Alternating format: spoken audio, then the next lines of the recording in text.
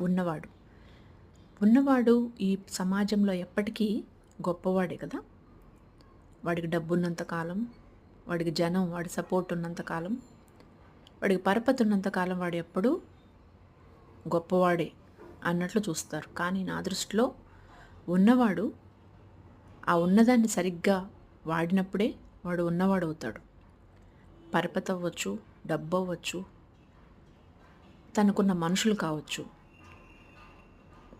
తన మనుషుల్ని సరైన పద్ధతిలో పెట్టలేని వాడు, రాంగ్ సైడ్ నడిపిస్తున్నవాడు, వాడెప్పటికీ లీడర్ కాలేడు, వాడెప్పటికీ ఉన్నవాడు కాలేడు.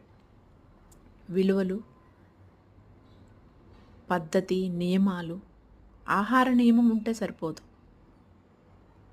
జీవితంలో కూడా కొన్ని నియమాలు ఉంటే వాడు ఉన్నవాడవుతాడు.